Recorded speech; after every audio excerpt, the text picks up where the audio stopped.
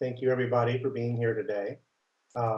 Always my pleasure to reveal what my latest research has shown from the last week. And so, for 2 years now, since I retired from chiropractic, I spent 30 years working with brain and spinal trauma and specializing in helping people find their breakthroughs in their health and focusing on innate intelligence. Being a chiropractor, it's above, down, inside out. It's our brain, goes through our spine and talks to every single cell in our body.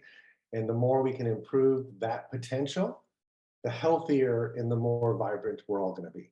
And so healing always comes from within, and the things that harm us always come from without, from outside in.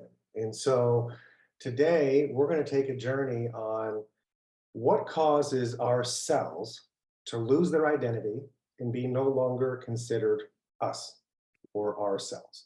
We're going to call that an angry cell, a cell that got mad because it got kicked out of the collective and it's no longer part of our team. Right? And so with that, I am so excited to share some insights on probably one of the most delicate topics we've ever talked about in 2 years. I do understand that this is a very serious topic, and there are multiple ways to have these things happen, and it's very complicated. And so my gifting is to try to take complicated things and make them really simple for lay people that aren't medical to be able to truly understand what that is, but also embrace it and be able to live it and then be able to see it manifest itself by healing and breakthroughs. And we have such an amazing body that our brain is taking over 400 million bits of data per second into the brain from our nervous system, which is from our cells.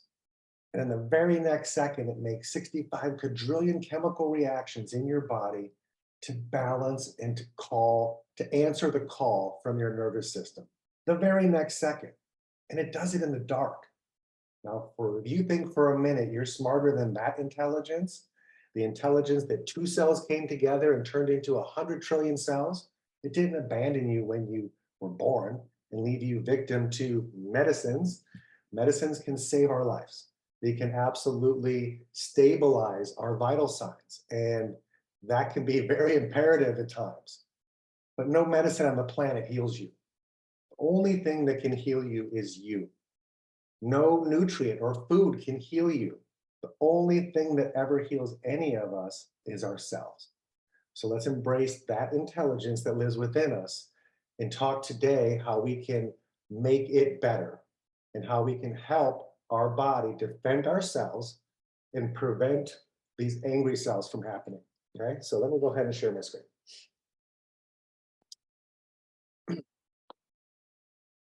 So how does innate intelligence defend ourselves against these angry cells in our body? Well, let me first just start off by saying we are with a company called ASEA Redox. Oh, did I share the screen already? Yeah, okay. We are with a company called ASEA, and we have a product that is native to our body. And so because every cell in our body produces this exact molecules, what we're talking about is how our body uses these same molecules within our cells to help our cells heal.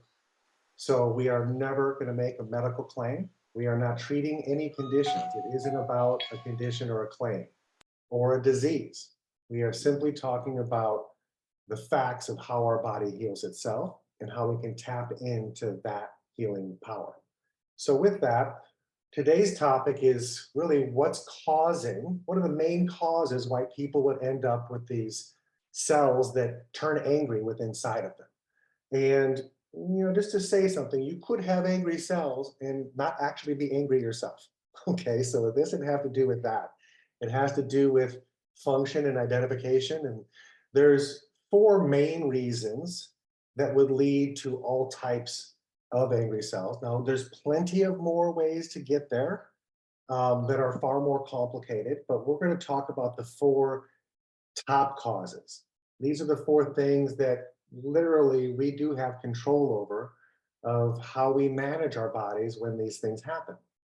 And so let's start by identifying it's either toxins or free radicals that make it into your cell and can start running around damaging things. We could get an infection that could also cause the cells to mutate and create other problems. We have genetic expressions that are happening all the time, turning on and turning off genes. And some of that process could also lead to some angry cells. And then lastly, we're going to talk about hormones, because hormones play a real crucial role in keeping our systems balanced. And for anybody out there that's had hormone issues, you know exactly what I'm talking about. Doesn't take much to be off to ruin your whole day. And so with that, let's first talk about toxins and free radicals.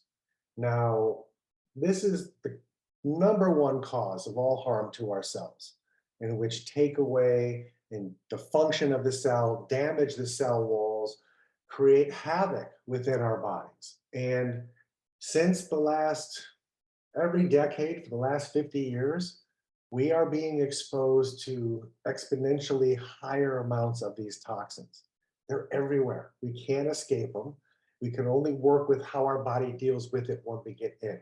Now, we can try to avoid toxins and not put ourselves deliberately into certain environments where there is a lot of toxic stress. But a lot of times it's unavoidable.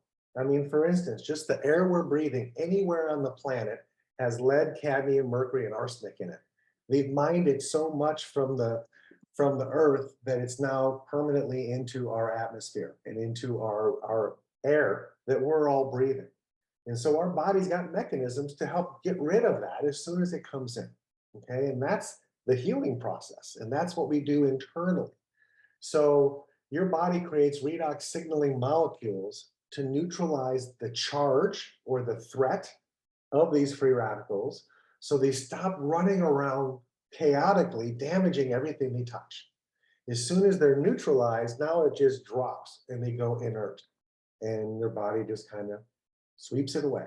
Okay. And so this is how our body deals with these types of stress, whether it's environmental stress, whether it's from our diet, or whether it's from medicines. Now, medicines can be very helpful, but we all know they have side effects. Why? Well, because they're toxic. And if you take too much, they certainly could kill you. And so all of these things build up in our system and is one of the reasons why our cells start to get damaged. So when we look at that a little bit deeper, let's just talk about the difference in our food over the last 50 years. Many of you might not have thought about this before, but this is the reality. 1974, this was your ingredient list for Kraft's macaroni and cheese. 8 ingredients and pretty much real food, or a mineral, okay? Now, we fast forward 50 years and they come out with a mac and cheese that has that quote original flavor, but none of the original ingredients are in it. So 22 ingredients now to get it to taste like something it used to be. Now, the thing is, we can only grow so much food, but there seems to be an endless supply of chemicals that we're exposed to. And those chemicals come at a price. So we have what's called the dirty dozen. And these are chemicals that are widely used to preserve food mostly.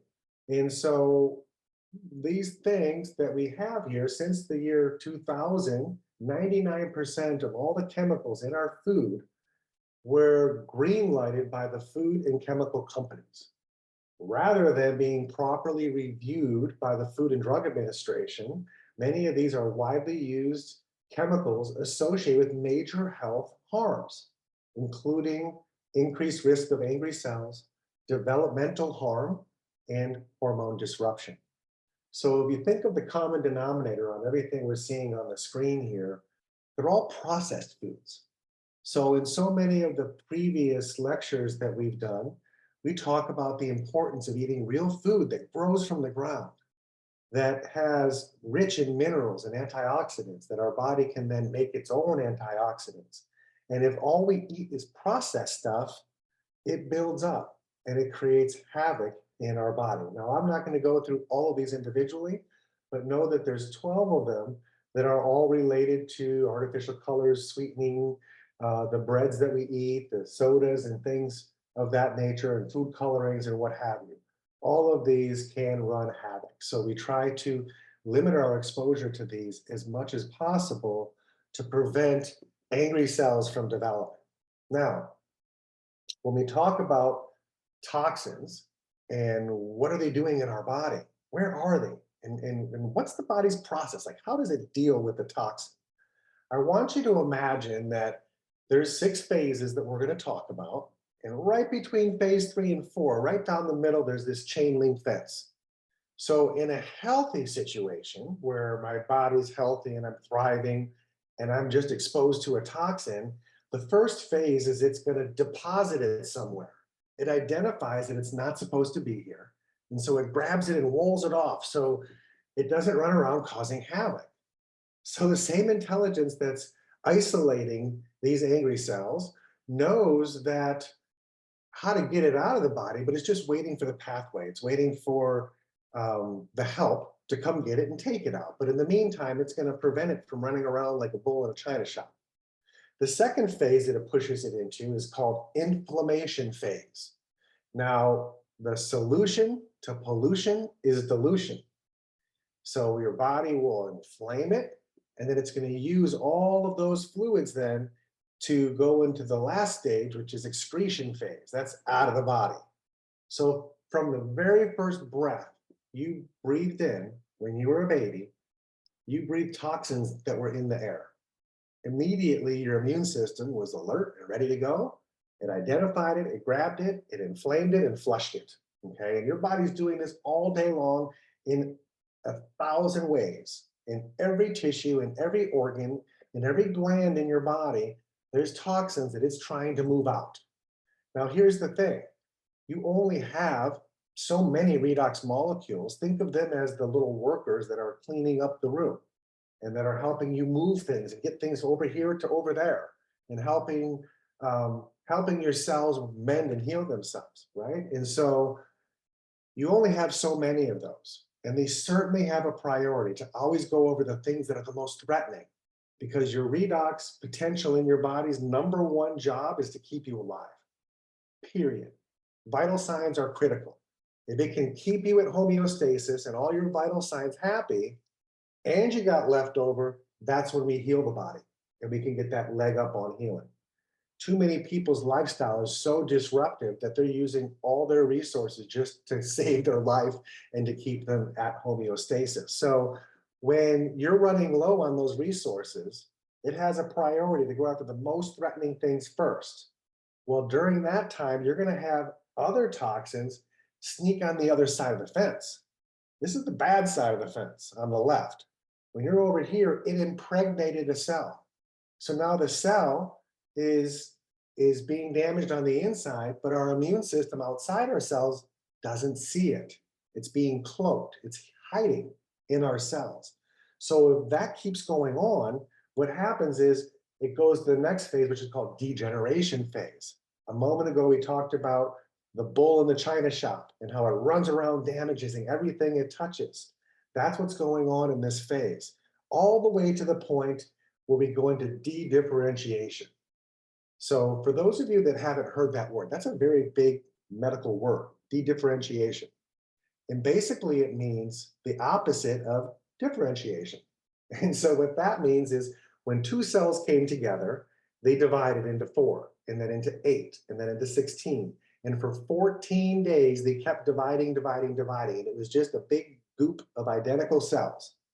And then something miraculous happened. Right between day 14 and 17, somewhere in there, within a blink of an eye, it's as if God touches that cell and they're no longer identical cells. They turn into a brain and a spinal cord. That's called differentiation. And from that moment on, it never competes to be a different type of tissue ever again. Once your cells have been differentiated, they've been given their identity. It's like my driver's license. This is who I am. And so that means I'll never compete to be a tendon or a toe or a toenail or a skin or a muscle. I'm going to be a ligament, and that's who I am forever until my lifespan is over. So when we get to de-differentiation, that means that it undid that. And no longer do you even recognize that cell as yours. You think it's foreign and it's an invader and we need to attack it and kill it. It's no longer suitable for this body. And so the truth of the matter is we got thousands of toxins in our body going in both directions all the time. Now, the more redox potential we gain, the more water we drink, the more active we are, we give our body the ability to start driving them all to the right and eventually get them all out of our body to the best of our ability. That's what protects our cells from losing their identity. So let's talk about how these redox signaling molecules work. We hear this fancy words, but what does it really mean? Well, when a toxin is present, the antioxidant comes into the room like the sheriff, like who's going on in here? Who's causing trouble? It sees the toxin or the free radical and it's going to grab it up and snatch it up in its hand.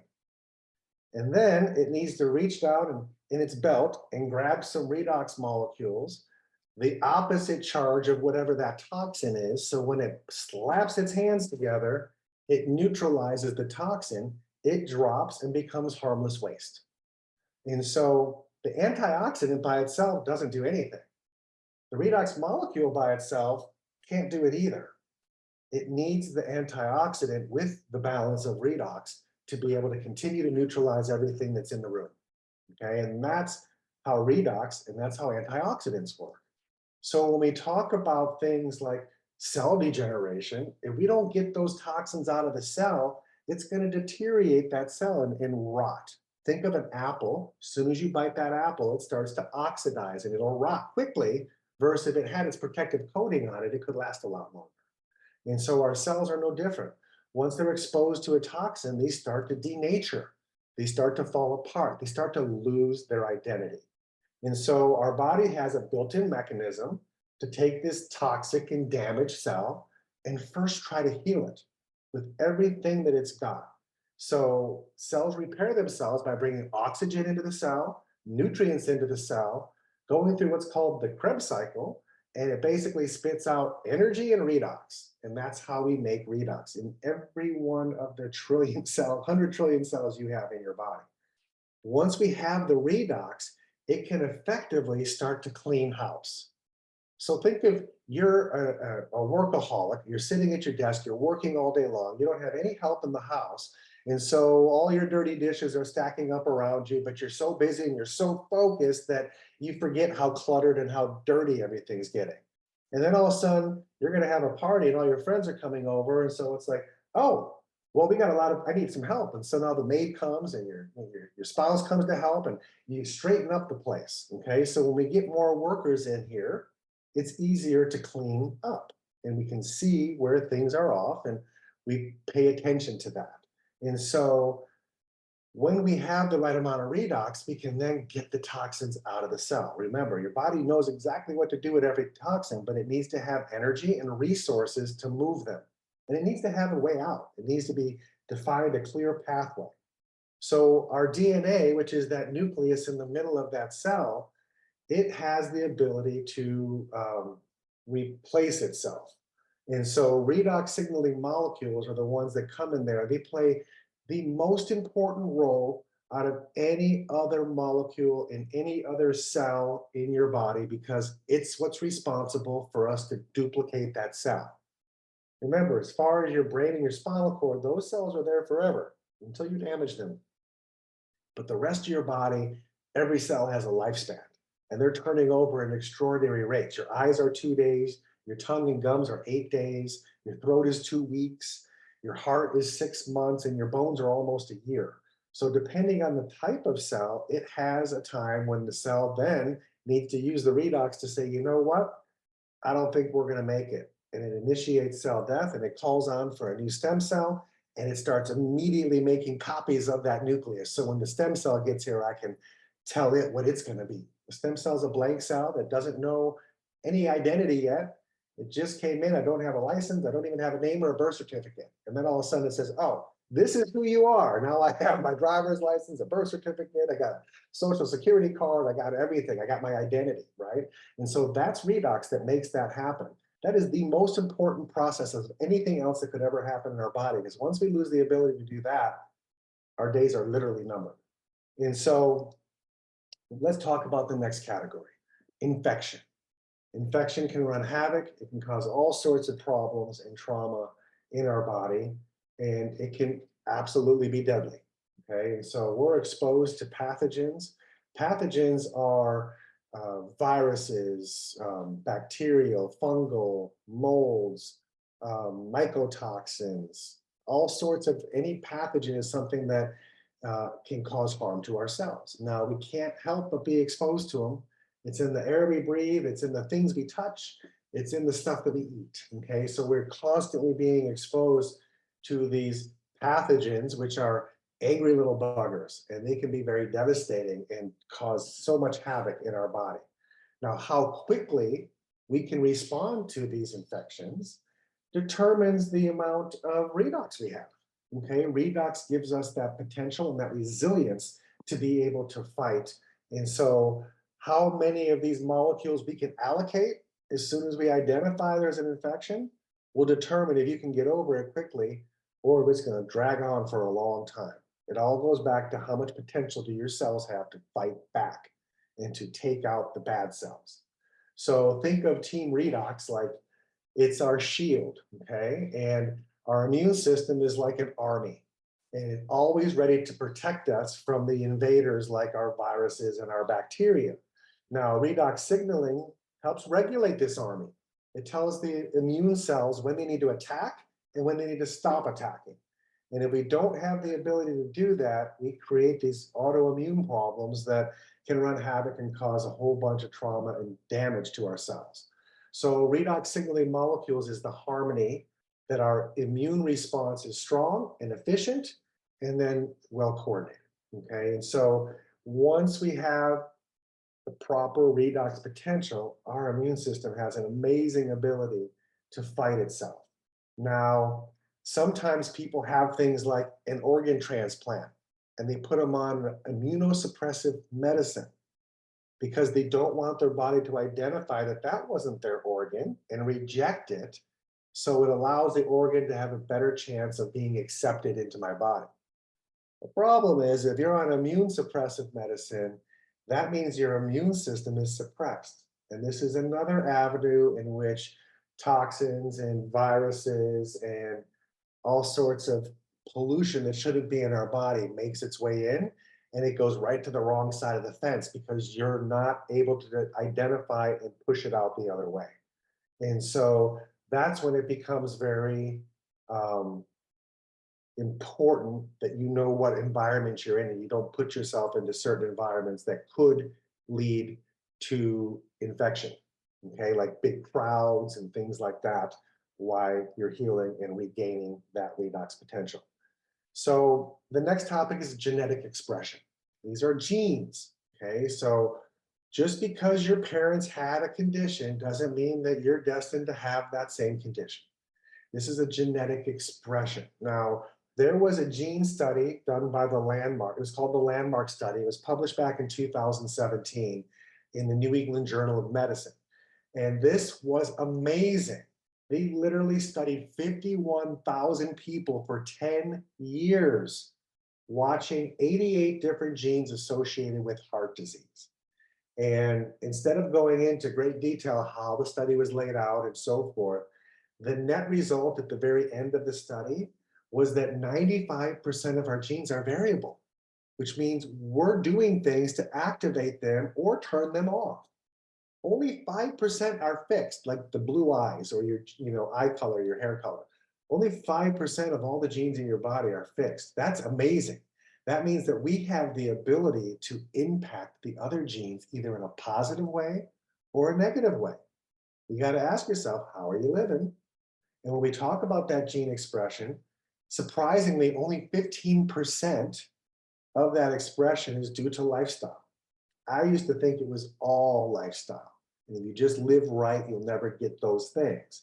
Well, 35% of that is directly tied to having healthy bacteria in your gut. Those are the cell phone antennas that your redox are communicating to give us the environment of what's going on out there. And then 50% of genetic expression, hold on to your seat, what you're thinking. Now, when we studied epigenetics in this last decade through all of our continuing ed as practitioners, that was an amazing discovery. It's literally more important than your lifestyle, the attitude that you have and the thoughts that you're thinking. Think hopeful, think positive, stay happy, and you are much less likely to aggravate and turn on these genes. If you're stressed out all the time and always negative, you're always producing negative hormones that are going to interact with your genes in a very bad way. You don't want your genes to look out the window and see nothing but a beautiful sunny day here in South Florida. If I look outside and there's a tornado and it's a storm because of all the things I'm thinking, oh my goodness, we all run for shelter and genes start turning on to go fight that battle out there that really isn't there. I'm making it up. And so gene expression is a huge thing. Well, what does that mean, gene expression? Well, we're going to talk about transcription factors, and they're activated through redox.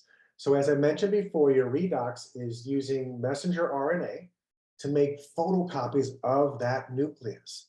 If you're healthy and you have a good redox resilience, you're making about 3 billion copies of each cell's nucleus before you find the cleanest one to make it into the next cell. If you're sick and you have low potential, you're trying to pick a clean one out of a few hundred, okay? And so those photocopies are directly related to what's called a transcription factor based on how you are or you're not living, okay? And so this is huge. Now, even though this was a 15% factor in the big picture of things, our lifestyle absolutely is going to determine how much of this next cell I'm going to make. Okay, not how much of this leads to my demise. It's just how healthy am I and how fast and what's the quality of my cells. If I'm 50 years old, do I have to make a 50-year-old cell or can I make one like when I was 20? Okay, I'd prefer to make a younger one before all my traumas so I don't bring all that into this new cell. And so depending on your redox potential within your body, it's either going to speed up that copy machine or it's going to shut it down. It's our choice. Our lifestyle is choosing that for us. Some of us don't see the forest through the trees, but using redox molecules within the cell to send information. This is how our cells work. Not just transcribing that DNA, but all cellular function is through redox chemistry. And then they turn on and off switches to create a cascading effect to the neighboring cells, and that's where we build resilience. So let's talk about how these transcripts are transcribed into proteins. Now, many of you know we have 26 letters in our alphabet, English alphabet, and with that, we can make over 200,000 words. Well, isn't it ironic that our body actually has 26 amino acids and we can make over 200,000 proteins with the right combination of those acids? Now, if we don't have them present, we have a problem. Okay? We can't just build this train, miss a car, and come back later and fill it in. If it's not there, the whole protein crumbles and we start over. And so some letters are more important in our alphabet, like the vowels. If I lose an X or a Y, I'm not going to lose that many words. But if I lose a vowel, I'm going to lose a fifth of all the words, okay? And that's massive. So just like that, the vowels are very important. Instead of losing tens, you're losing thousands, okay? We have 9 amino acids in our body that are the vowels of our alphabet. And those amino acids cannot come from within. We can make all the other ones we need, but we have to get these from food.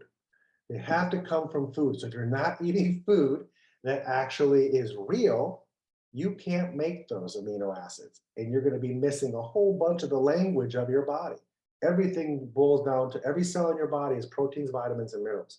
So if it doesn't have the proteins, the cell isn't going to build. Think of it like the brick and mortar of the house, okay? It's a protection, it gives a shelter, it gives a structure, all of that is protein. So what if proteins are coded to cause certain actions? And what if one of those proteins' job helps an antioxidant do its job? Or the antioxidant is produced because of the presence of a protein? Well, if it weren't around, we wouldn't be able to get rid of a chemical that may cause an angry cell. So by having the ability to make these proteins, we can learn to create the protein that's needed to defend ourselves. All of a sudden, we start seeing mutations and we start seeing trouble, and angry cells start to grow. And so it all goes back to being able to transcribe the proteins in a way that are needed for what is going on right now. And if we don't have a good resilience of redox in our body, we're not making good copies. We're making a copy of a copy of a copy. Okay. And we're not getting clean data. And so we can express our DNA or not. Okay. The things that we're eating absolutely affect our body's ability to deal with our stress. And it's not just the chemicals in your food and the preservatives and the toxins and all of the stuff we talked about. This food doesn't help you think clearly. If you're eating poor diet, the blood sugar rise in your brain, it creates all sorts of havoc in your body, and you start making poor decisions. Okay, and so we can either put good stress into our body by eating real things, or we can eat a bunch of processed stuff and then pay the price. The thing is you don't pay the price today. You're paying the price down the road. And if you can't see down the road or care about what your life is going to be down the road, then you're not thinking clearly. And that's leading to insanity. Okay. We can't do bad things and think good things will come out of it. No matter how you try to shake it, that's not the reality. And so think of transcription as the landscape of our genetic expression of our cells. What's our landscape look like? The thing is we all have the choice to choose our landscape daily. From the things that we're eating, the things that we're drinking, the things that we're touching and coming in contact with our skin, the air that we're breathing, we have the ability to change this makeup at any time. From the toxins we're exposed to, whether we're active or sedentary, or whether we're thinking good thoughts or negative and bad thoughts. All of these things play a role. And the redox potential is the number one thing to help us neutralize all of these things. So ASEA did a redox clinical study where they studied 5 genes and the impact that these 5 genes had on genetic expression with redox signaling molecules. So this was super exciting. It was an 8-week study, and they showed between 20 and 31% improvement in all gene function in this pathways. And it's not just the gene itself. That gene leads to 15 different pathways that are also being affected by these redox molecules. So now we're going to talk about hormones. Hormones, as we all know, can be very sensitive. And if you're just a little bit out of balance, it can create a whole bunch of havoc in your body. Well, hormones and redox have this symbiotic relationship. There's crosstalk between them. Certain hormones influence the production of redox, and redox signaling affects the production of hormones. So it's crosstalk. It goes both ways. So hormones can influence your redox state of the cell and the tissue in several ways. It's primarily by exchanging electrons back and forth. So we have the stimulation of your metabolic pathway. Here, hormones can stimulate or inhibit a metabolic pathway within the cell.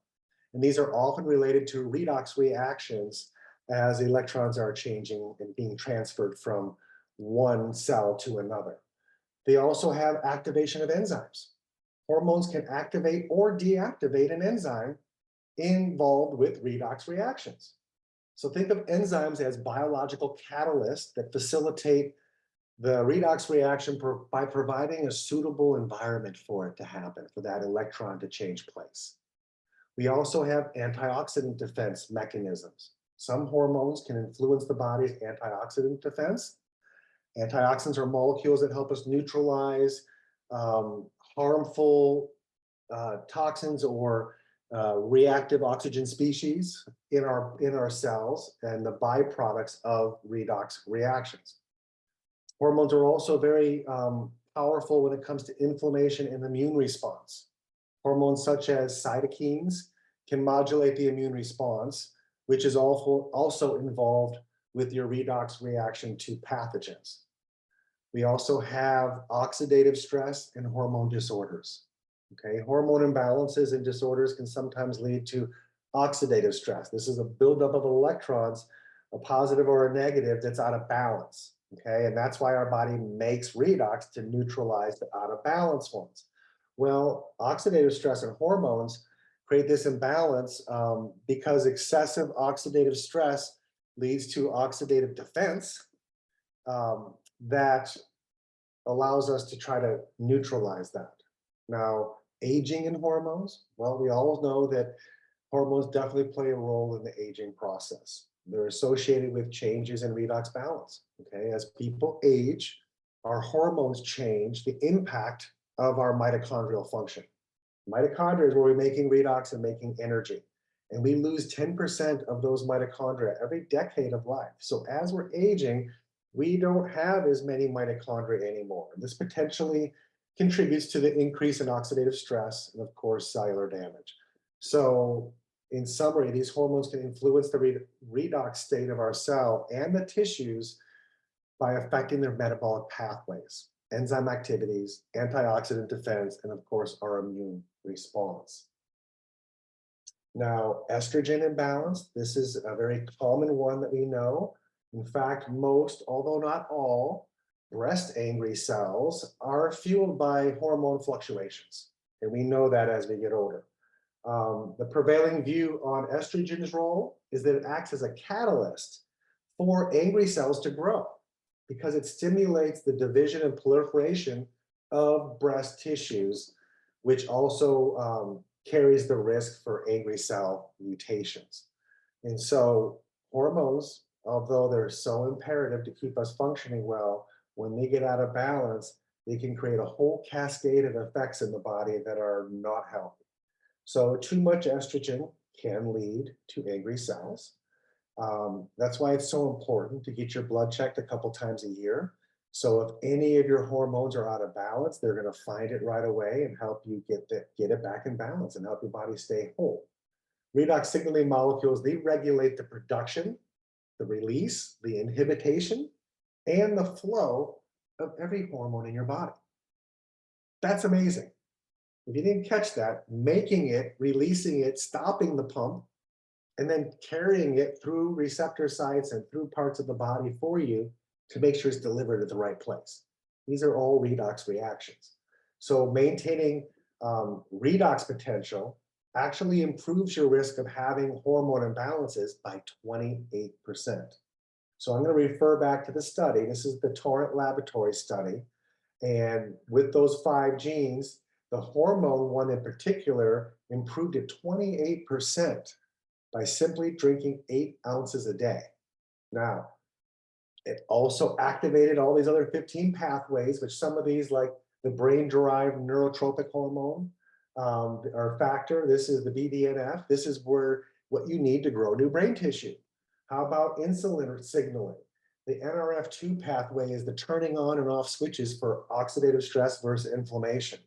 They've done a major study on that too that we talked about last week. And we can go into another presentation soon on this in-depth study on NRF2 that was recently published. So all of these pathways are affected, but here's something else that's really cool. This was an 8-week study. And so for the group that was on the product, all of them improved tremendously their redox potential. That's what you're seeing in the blue.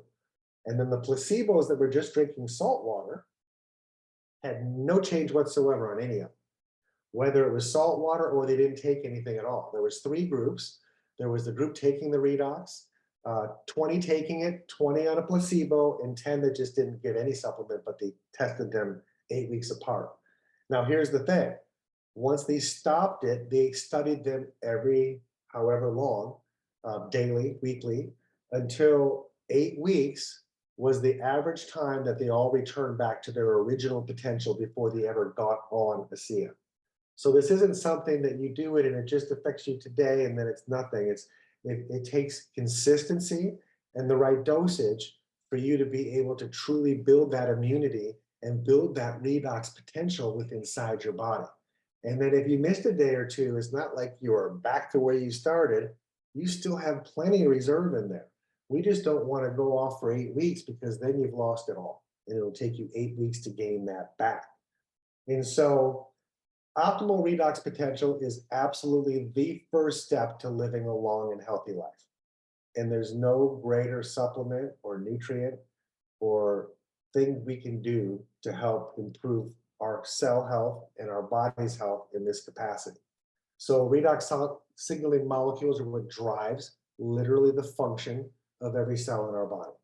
It creates this resilience that lives within us. And it's the resilience that allows us to bounce right back to homeostasis when we lose our way or we're pulled off for whatever stressful reasons. We lose the ability to make these every decade. And so we're running out. And now we found a way to get it back. And that's so exciting. These are the first company and the only company in the world that ever figured out how to stabilize these native molecules, which means native. They are what we make inside our cells. So it's impossible for you to have any type of bad reaction to these.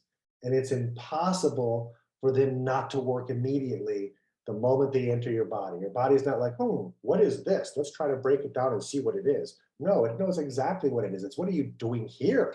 You're not supposed to be in the mouth. You're supposed to be up in the brain or somewhere else. And within 15 seconds from consuming these molecules, they're in your system going exactly where your system needs it for the cells that are screaming out for the most help before they perish.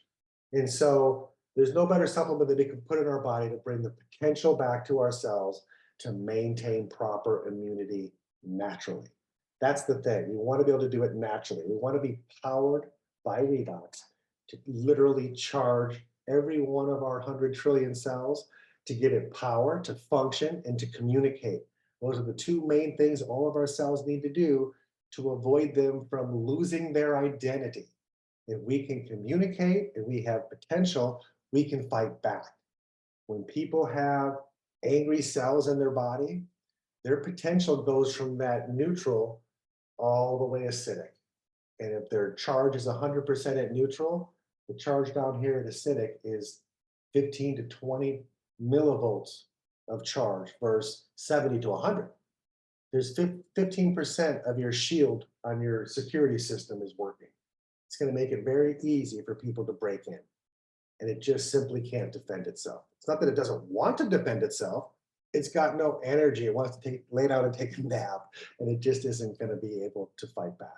So I hope that helps bring some sort of hope and peace that no matter what's going on in your body knows what's going on more than you do. And your body wants so badly to help you improve your potential and fight the good fight and make new cells and get rid of the bad stuff. And if we give it more workers, guess what? It can get the job done faster. So when we think of redox signaling molecules, I'm not thinking of a supplement. I'm thinking of throwing in a crew of workers that know how to help clean things up, fix, mend, repair, do everything that I need somebody to do in my cells. And these are the workers that get it done. They don't become the building blocks. That's your proteins, vitamins, and minerals.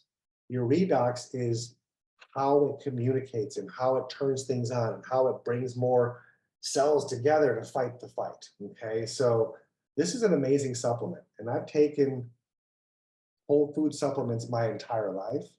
And I always looked at that as my health insurance. And now I just got to eat clean and avoid toxins and I'll maintain my health. I could never tell you which one was most important until I found redox. Now, without a doubt, this is what keeps me whole. With all my injuries and all the discomfort and aches and neurological issues I have, when I have the right potential, you would never know it. I don't even know it. I forget all about it until I'm reminded that I forgot to take this for a little bit. And then it's like, oh, I missed some. I better get back on it. My body starts to fall apart. Now, everybody else's body is not like that. I've certainly been through a lot of traumas, but each of us have our own cross to bear. Somebody could have a paperweight causing more pain than somebody that's dying tomorrow of angry cell disease. And so it's all relative. What matters is how is our body responding? and what can I do naturally to lift me up and give me that power back and claim my identity of these cells and don't let them slip away. So with that, I thank you so much for your time today.